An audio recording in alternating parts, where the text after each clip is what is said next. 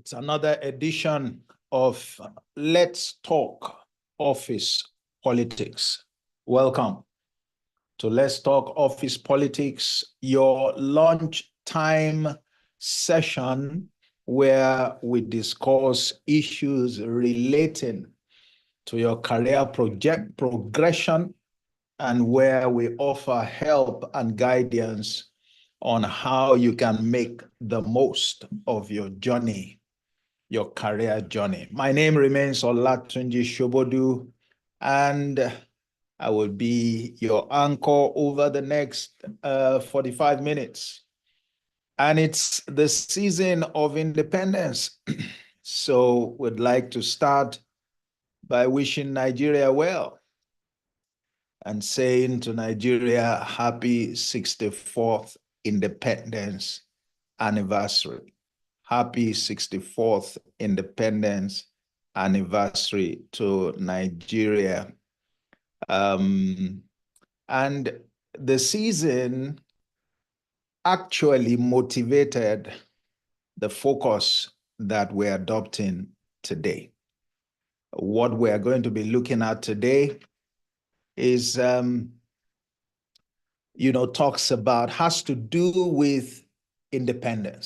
to do with independence, and we're looking at your career and independence at work. Your career and independence at work.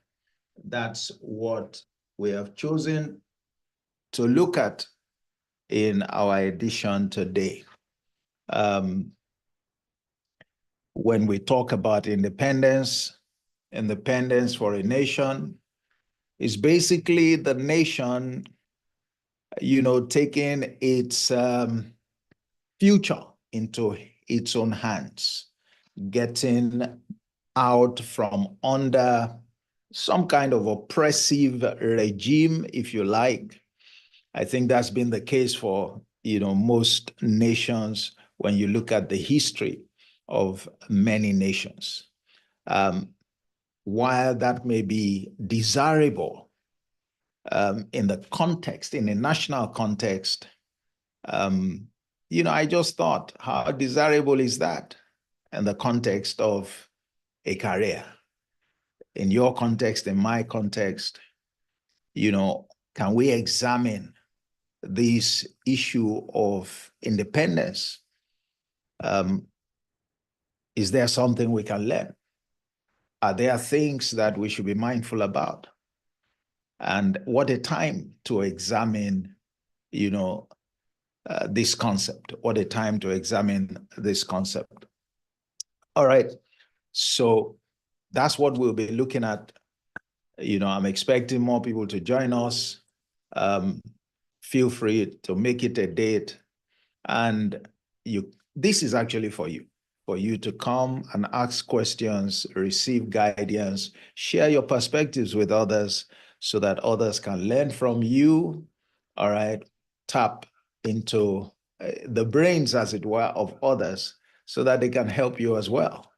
Remember, there's hardly nothing that you're going through at work that others have not experienced. In fact, as we often say, if you heard what others, if you had the privilege of sharing in the experiences of others, you would know that what you are going through is piece of cake. All right, it's piece of cake. All right, let's get back to our subject matter for today, your career and independence. Let me start from something that is a common disposition of many employees, albeit a sort of naive disposition, a misinformed disposition. And that's the fact that many employees, want to tell you that, look, I would prefer that my work should speak for me. All right. I don't want to get into this game of office politics. it's messy, they have all kinds of descriptions. And so when, they come to the table in that manner, they want you to believe that they are pro-performance, all right? They want you to believe that they are pro-merit. They would rather have a regime of meritocracy at work. Well, they believe also that, if you have meritocracy, as they conceive it or as they understood it, that will create a level playing field. And that disposition, unfortunately, fuels the the attitude of independence. What they are basically saying is that, well, I don't want to rely on anybody. I don't need to rely on anybody. I know what to do. All I need to do is to focus on my work and to do my work as it should be done. And I believe that if I do that, then, the organization should be able to reward me for that. And that's how the organization should run. That's what is fair. Now, a subtle aspect of that attitude is this concept of independence. What it means, or what they're saying, in effect, is that, look, I can run my race alone. Thankfully, I know what to do. That's what they're saying. I can run my race alone. I know exactly what I'm supposed to do. All right. What I'm to do is that I know what the organization wants, or I know what my boss wants.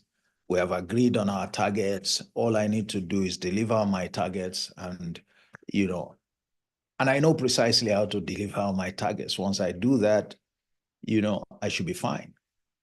In fact, as far as they're concerned, why do I need to go out of my way to make friends? Why do I need to go out of my way to be visible? All right. Why do I need to develop a personal brand to showcase myself? All right. Let my work speak for me. All right. Let my work speak for me. And, they often, or if you like, almost always get their fingers burnt when they run with that attitude for many reasons. For many reasons. Because first of all, their concept of meritocracy is limited. It's a limited concept. All right. I did a recording sometime a month or two back to try and throw some light on what performance really means, or if you like, what work really means at the workplace. That the way you look at work is different from the way the decision makers look at work. You like to look at work as being restricted, all right, to just your immediate, job responsibilities, all right, your job description. All right, management looks at work in a more robust sense, because guess what? After all, you're aspiring, you want to head to the top. Now, your journey to the top requires you to look at work in a more robust sense. There are other things that you must bring to the table. There are other sources of value that you must add, all right, to your immediate responsibility. You are working within a team. It's not just about you meeting your own targets. It can't possibly be, all right? Now, you want to focus just on what you alone, what you do. Yet, you want to be promoted to a position where you'll be given responsibility for overseeing the work of many people. Now, where do you get that capacity or capability? So, someone who is going to take that decision is going to be looking at more than you just achieving your target. All right? To stay focused on just your target is to be naive, is to lack understanding about what the position that you are angling for entails. So, and when those who decide that this is how I want to play, I just want to do my work and go home, all right? I just want to achieve my targets and go home. They end up also, restricting their interactions with others. They end up staying aloof, all right? They refrain from developing relationships. They are not the best kinds of people to get along with, all right? Basically, they operate as lone rangers. They operate as sort of one-man riot squad. What are we saying? In effect, they operate as independents. They operate as independents. They love their independence. They love the fact that they can exercise control over their work. They love the fact that they can take responsibility, all right, to deliver on their exclusive targets. And that's how they choose to run in the organization. I have news for them, as many of them often discover, unfortunately, very late in the day, that the attitude of independence at work will not work. It won't cut it. It won't cut it. By you wanting to operate as an independent, you're suggesting that you don't have need for anybody else. You don't need to rely on anybody else. You don't need support from anybody else. You don't need the contribution of anybody else. And for the most part, you are also not doing that to others. You're not doing that to others. You can't run your career race as an independent.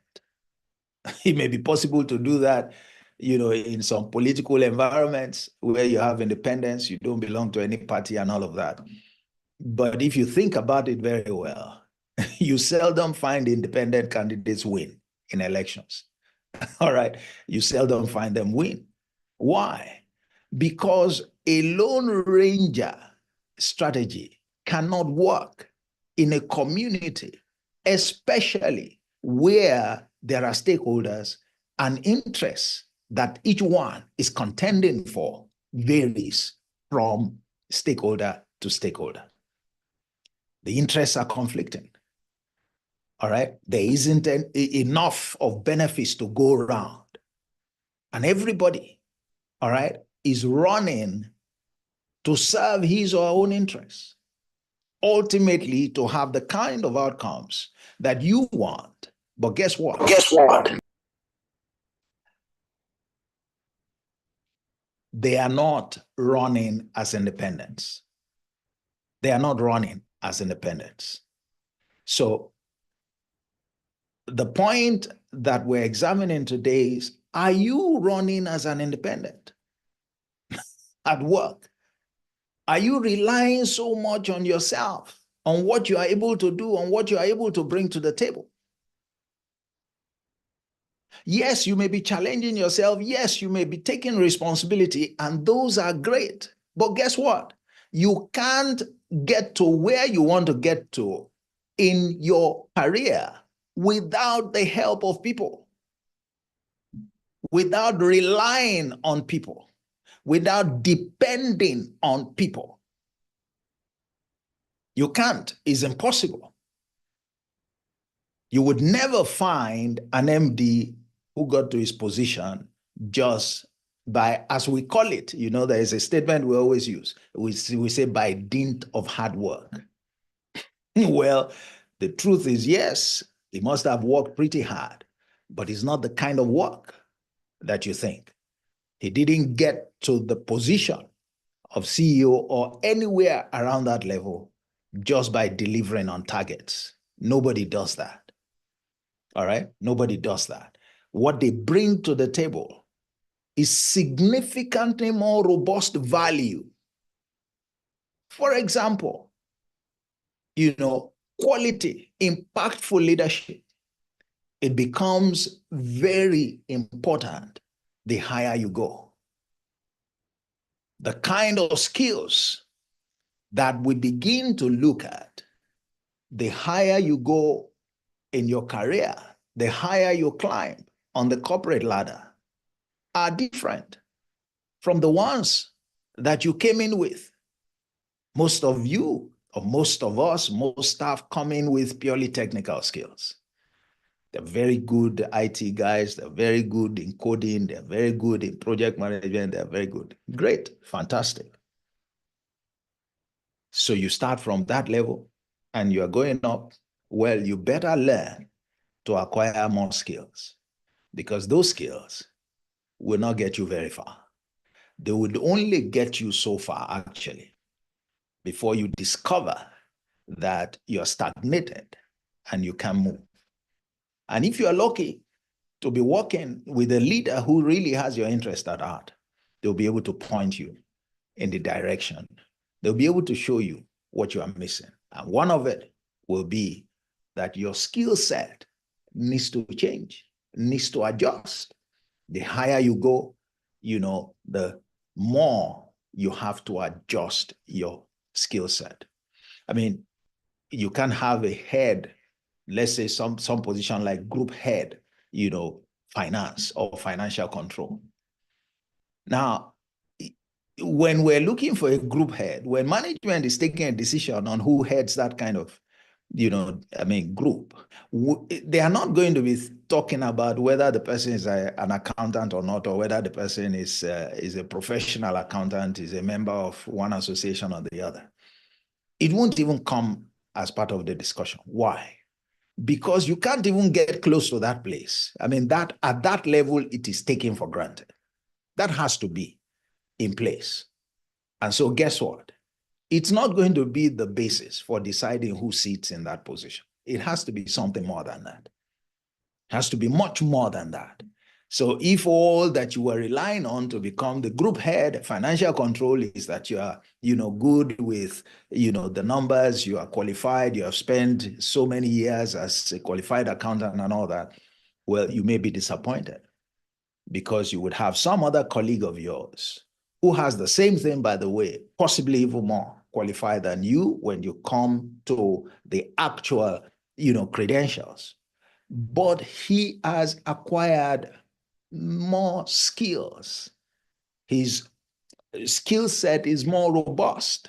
Now he's moved away from the technical skills to the people-related skills, the people skills. All right? And that's what is required. That's what we begin to look for. All right? The more you get to higher levels of leadership, then we start thinking of how emotionally intelligent you are. We start thinking of how politically savvy you are. We start thinking of your communication, effectiveness. We start thinking of your ability to make decisions. Those are the things that become important. Those are the things that become important. So coming back to the issue of, independence, I was speaking to an issue yesterday on one of my broadcasts, and it was about, and I said, leaders aren't independent. So we can look at your career aspirations from that point of view, because ultimately you are going to get to leadership roles in the pursuit of your career. And they're usually the senior roles, okay, from middle management onwards. Now, but here you are, for the most part, you have been running as an independent. You have been relying on yourself. You have found it easy to achieve your targets. Why? Because at the lower levels, it still makes sense. You can still get away with just focusing on your targets, delivering on your targets, getting a promotion or two. But now that you are going higher, things are different. You want to get into a position of leadership. But guess what? Leaders are not independent. You seldom, except you don't understand what leadership entails. And I'll give you a quick, insight. I say there are two phases to the journey to leadership. All right. The first phase is a learning and development phase, which is where you serve under a leader and you subject yourself to the influence of the leader. And the leader, all right, develops you into a substantive leader yourself, in which case the leader transfers to you, helps you to cultivate leadership skills. All right. Now, once you have, developed reasonably, and you are then given an opportunity to hold leadership positions, to play leadership roles. That's the second phase. Now, as it were, you have graduated from under your leader, and now you can, of course, do things yourself, take decisions yourself. Now, you would like to think that once you're through having learned from your leader, you are now independent and you can go ahead to do your own thing.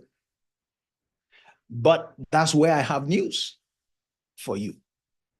That, well, true leaders are never independent. Why? Because in that second phase, of course, in the first phase is clearer. It's very clear that you are dependent on the leader because you're learning. You have to pay attention to the leader. You have to do what the leader says. But once you have graduated into the second phase, it is still not time to start doing your own thing. You may have graduated in terms of the physical relationship. You may have moved on, all right, to taking some other responsibilities. However, you still remain dependent on the leader in a very vital sense. And that is, you are expected to be loyal, to be committed to the practice of the things that you learned. So you see that in reality, a leader can't be independent. You go ahead to practice what you learned. The essence of leadership, if I'm leading or if you are leading someone, is to teach them how to play your role as a leader. In the process, you build them up to become leaders. And what they know, having gained from you or learned from you, is how you do leadership. Assuming that you are a good leader and you've done a good job of producing a good leader in them, why would they think that now they can do something different from what they learned? No, the smart leader in them would tell them that they're expected to stay true to what they learned. Expected to stay true to what they learned. That's what makes them a leader. What makes you a leader is what you learned from your leader. So if you are operating as a leader, It's not time to depart from what you learned. Isn't it interesting that if you look at, I mean, everybody knows Moses. Let me use a case from the Bible. Everybody knows Moses. Moses was a major leader. I mean, a man who led 3 million people. All right. But then he died and someone else was stepping into his shoes. And I hope that person, who was Joshua, was not thinking that, okay, now this is huge responsibility, but I will find a way to figure it out, and do my thing. Guess what the counsel he was given? He was told, be bold and courageous. He said, make sure that you don't depart to the right or to the left from the things that Moses has written down. What were they telling him? This is not the time to think you can operate independently. All right? Leadership is a continuum. And what are you continuing? You are continuing the practice of one leader into, the future. Guess what? If you take a seed and you plant a seed, the seed produces fruit. In the fruit, you would find seeds. When you examine those seeds, they will look exactly like the original seed. That process continues into the future. And it doesn't matter how long it continues, the seed will always reflect their original source. I mean, imagine how many years have gone by since fruit, came on the scene on the earth. I'd imagine that oranges have been around forever. But the same seed, orange seed, it still looks the same. And it came out of seeds, the one single seed, perhaps, that existed in the beginning. That's how leadership is. Said every leader produces after his kind. And therefore, his kind cannot operate contrary to his nature. So, if we bring that back, here you are pursuing your career. Here you are trying to navigate, all right, that office politics terrain with its tricky elements and its treacherous dimensions. And you are still beating your chest, wanting to hold on to doing just your work, all right, as it were, walking out your own salvation with fear and trembling. But what that statement does not suggest is that you don't need any help in order for you to work out your salvation. The truth is, if you really must work out your salvation, you need help from others. You need help from others. So it isn't wise to operate as an independent at work. It isn't wise to believe that you alone can give all that management requires to upgrade you. It isn't wise. It's not a strategy that will work for you. All right? It's not. So you have to quit that independence attitude or thinking to embrace help from others, to release yourself to depend on others. Let's use one of the things we normally advise employees to do if they are serious about succeeding at work. We advise them to get a mentor. In some cases, get a coach. You may even get the two. But I would usually advise that your mentor should be somebody who is within the organization where you are. And I'm hoping that you are not one of those who jumps from organization to organization, the rolling stone that gathers little or no moss. And the coach can be external, all right? Maybe preferably external as well. And I have my justifications for that.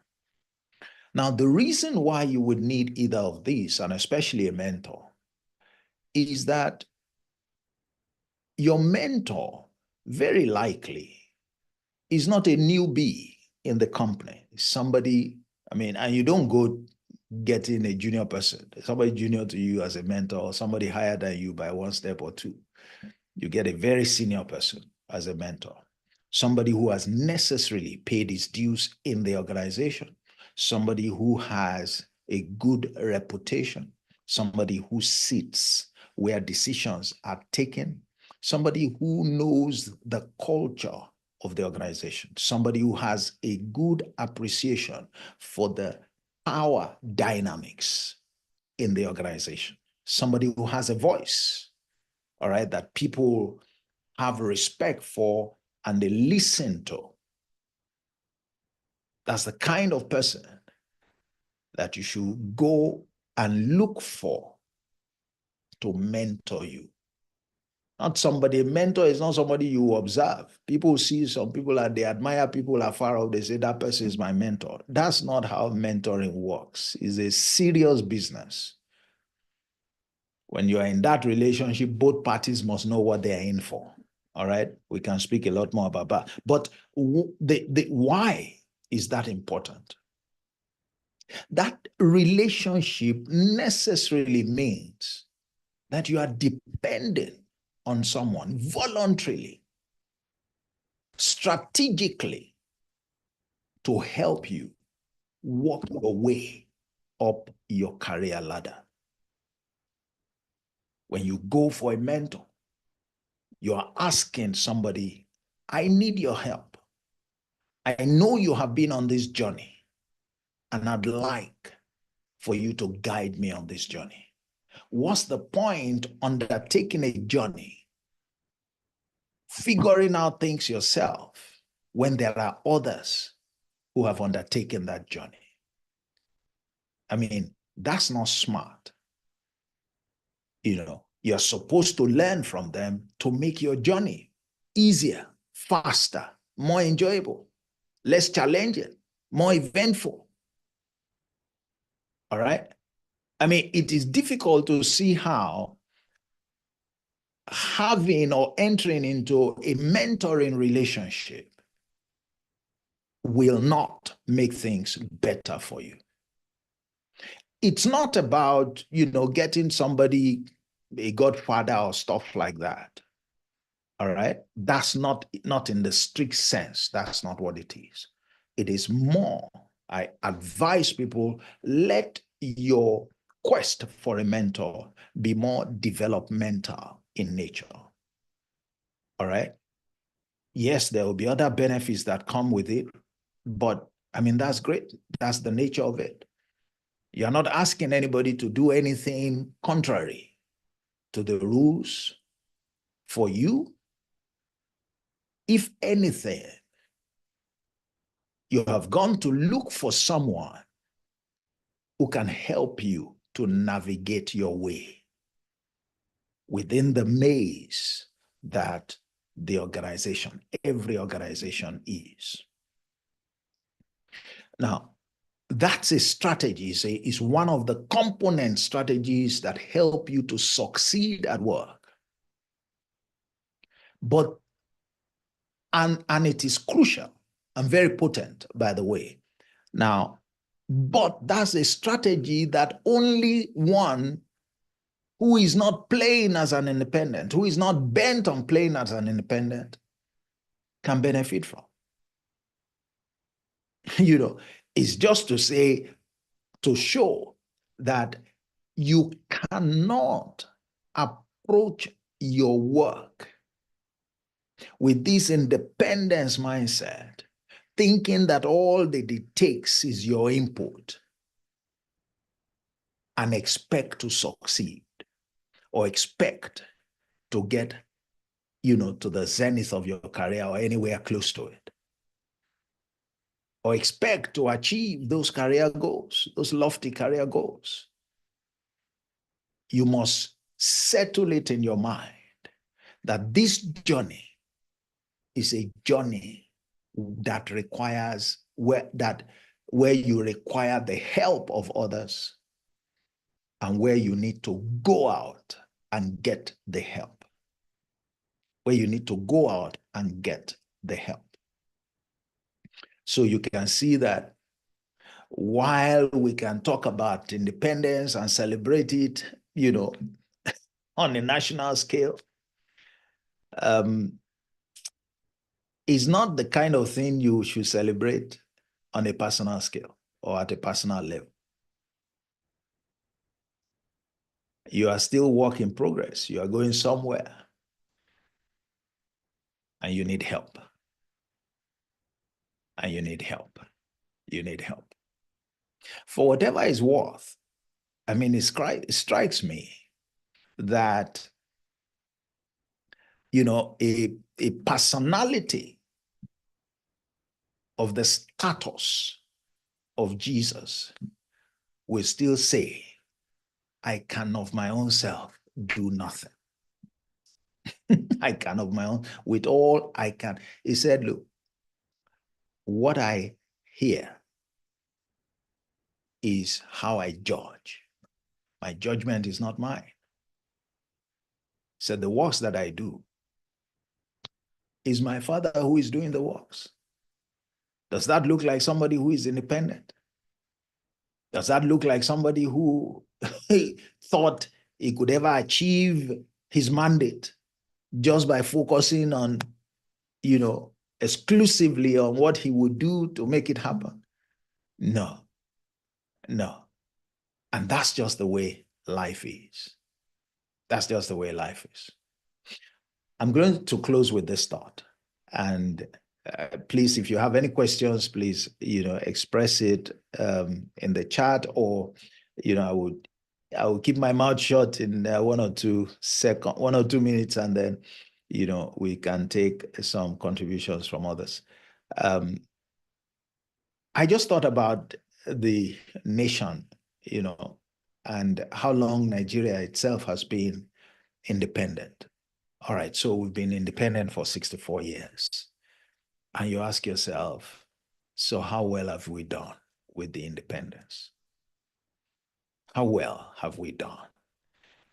If truth must be told, we are disappointments to ourselves. And I suspect that one of the reasons is one of two reasons. One, we have tried to develop without having any benchmark that we can learn from and follow and imitate. And so we're pretty much groping in the dark, trying to go on a journey that many countries have gone on and they have succeeded. And we're still unable to learn from them. We want to do our own things. And it's very easy for us to make reference to those places, but we're not doing what they're doing. We don't have a particular anchor. We have not subjected ourselves to any mentor nation, as it were, that can really help us to navigate. I think we would have saved ourselves a lot of headache. Now, the other problem is that we have had leaders who have not had mentors. We have had leaders who are not committed to any set of principles. Perhaps if we had leaders who have been taught by credible leaders that have made things happen, and because of their training, they stay true to what they have been taught, I think that way also, we would have avoided the dangers of the so-called independence. Let me stop there before I get into trouble with the analysis on a national scale. And I want to thank everyone who has joined the Let's Talk Office Politics this afternoon. And we have been, our discussion has centered on your career and independence at work, your career and independence at work. And we've basically, been submitted that you don't want to operate with an attitude or the spirit of independence in the pursuit of your career. It's not likely to get you anywhere, or at least certainly not as far as you would hope or you would desire for your career. So that's it. Are there any questions? Are there any contributions? Please feel free to speak. You can unmute your mic and let's have a word. Or if you prefer to use the chat, I can also just check. I see someone has, all right, Fred has, something in the chat. Let's have some from others, please, as well. He says, good afternoon, sir. Thanks for the insightful analysis. Please, how can you convince someone who does not have your interest at heart to be your mentor? Clearly, that's not a candidate, all right, for mentoring. You can't be speaking to somebody who is not pro you as a mentor. You can't.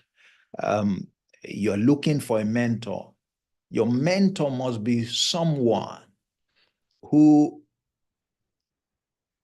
if it's someone who has known you before, then it must be somebody who views you with some level of respect, who has some regard for you, somebody who has nothing, substantive against you, somebody who certainly is not anti-you, okay?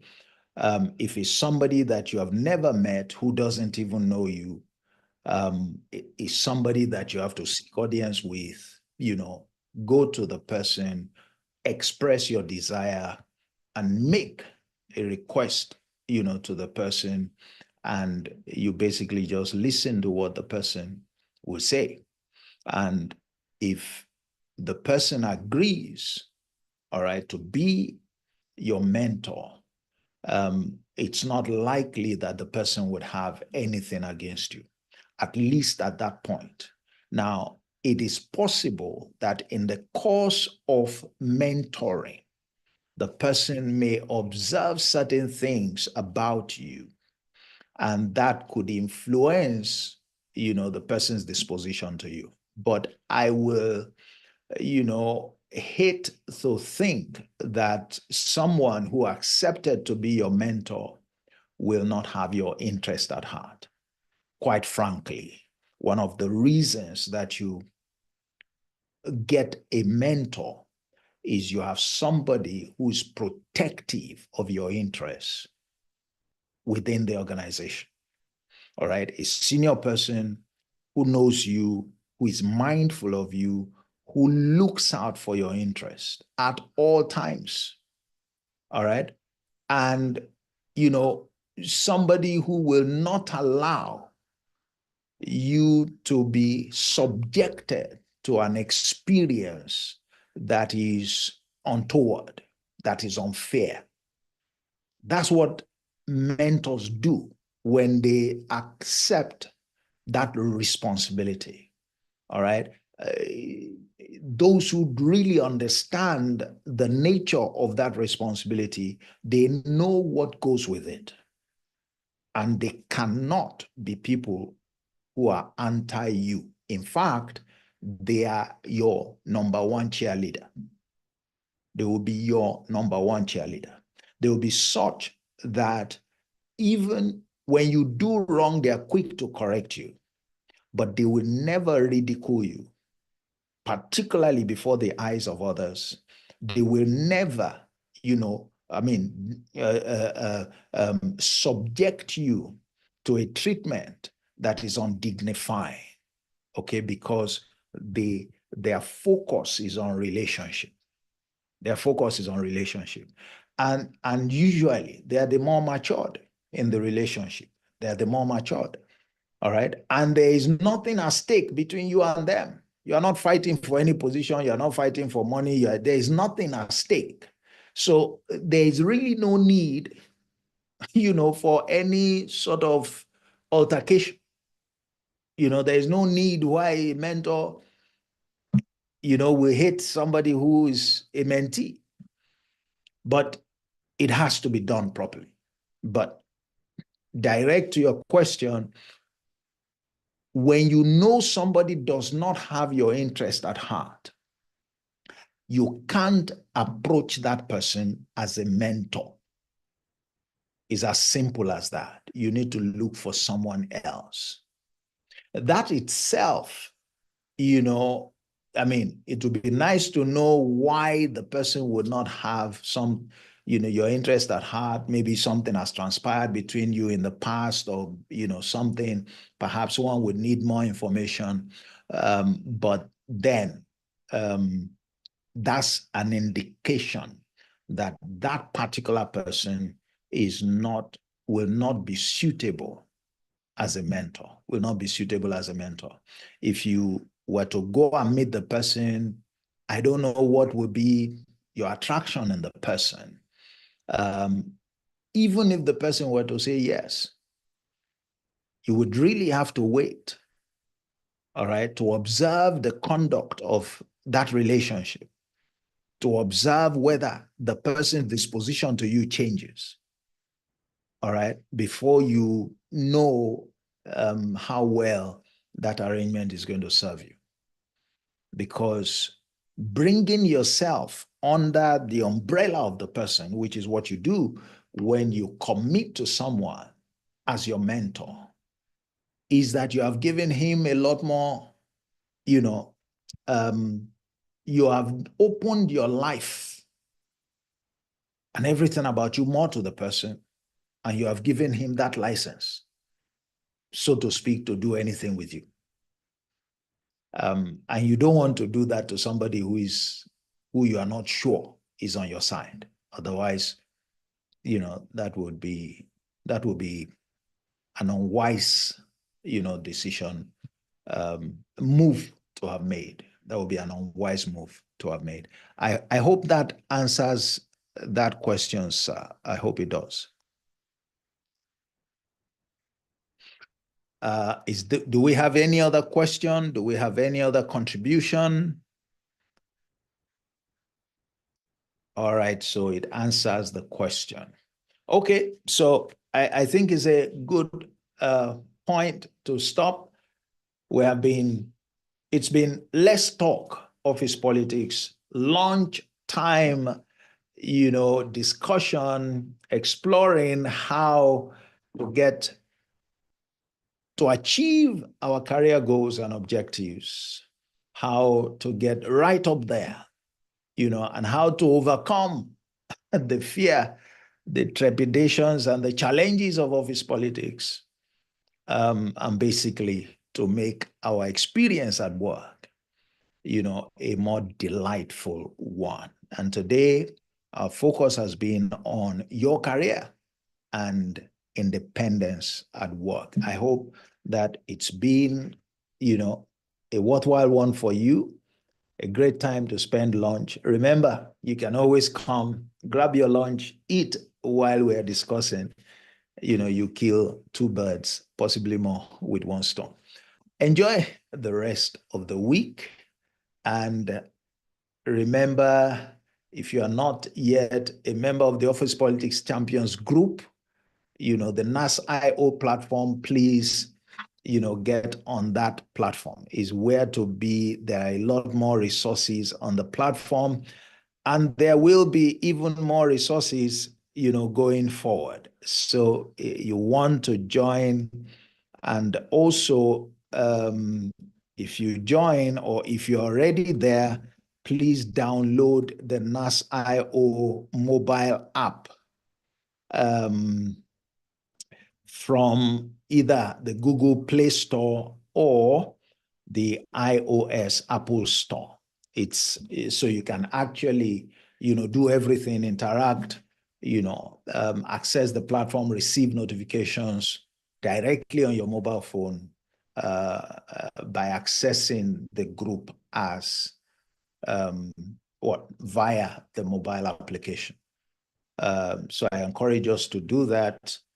NAS.io is the app, and it's very easy to do. Once you download, you simply activate and log in with the details that you used to join the community.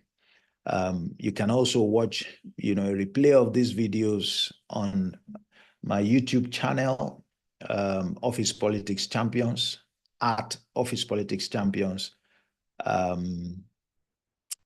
And there'll be more coming your way. Thank you very much for joining. Thank you, Prof, for joining us again today. And thank you for every new person who joined. Feel free to please invite, your friends, colleagues, family. Everyone is free. It's a free program. Let them join, let them learn. They shouldn't be subjected to some of the experiences that we have seen people subject themselves to, putting in so much of their lives and getting so little out of it at work. God bless you, and thank you. Bye-bye.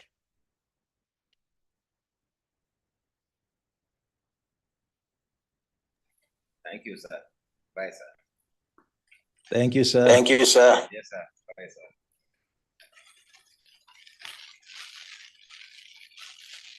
Thank you, sir. Appreciate. Thank you very much, sir.